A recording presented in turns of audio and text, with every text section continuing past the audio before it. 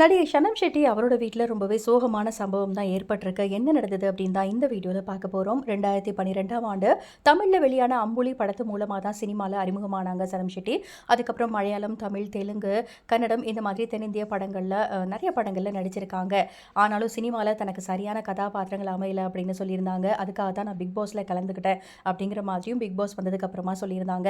Big pass நிகழ்ச்சிக்கு அப்புறமா ஒரு சில படங்களில் மட்டும்தான் அவங்களுக்கு நடிக்கிறதுக்கு வாய்ப்பு கிடைச்சது.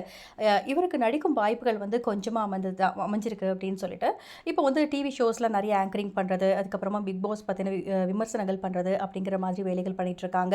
தொடர்ந்து சினிமாவில் சாதிக்க போராடிட்டு இருக்காங்க ஷனம் ஷெட்டி அப்படின்னே வந்து சொல்லலாம். இப்போ தாங்க முடியாத துயரம் அவங்களுக்கு ஏற்பட்டிருக்கு. 39 வயதாகும் நடிகை ஷனம் ஷெட்டி அவரோட தம்பி விபத்தில் வந்து இறந்து போயிட்டாரு அப்படிங்கிற ஒரு பதிவை இன்ஸ்டா பக்கத்தில் ஷனம் ஷெட்டி ஷேர் பண்ணியிருக்காங்க. சின்ன வயசுலேருந்தே எத்தனை கனவுகளோட வீட்டில் ஒரு ஆம்பளை பிள்ளையை வந்து வளர்க்குறாங்க.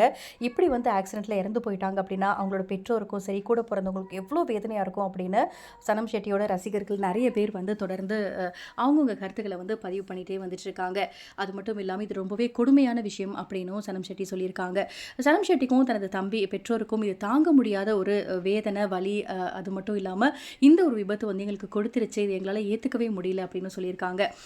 செல்ல தம்பி ராகுலை இழந்து நான் இப்போ தவிச்சிட்டு வந்துட்டு இருக்கேன். அவரோட ஆத்மா சாந்தி அடைய எல்லாரும் தயவுசெய்து பிரார்த்தனை பண்ணிக்கோங்க அப்படின்னு நான் கேட்டுக்கிறேன் அப்படிங்கிற மாதிரியும் அந்த ஒரு பதிவில் சொல்லியிருக்காங்க. இதை கேட்கும்போது நமக்கே ரொம்ப கஷ்டமாக இருக்குது அப்படின்னு தான் சொல்லணும். நம்ம சேனல் சார்பாகவும் ஷனம் ஷெட்டி அவரோட தம்பிக்கு ஆழ்ந்த இரங்கலை தெரிவிச்சுக்கலாம். நன்றி.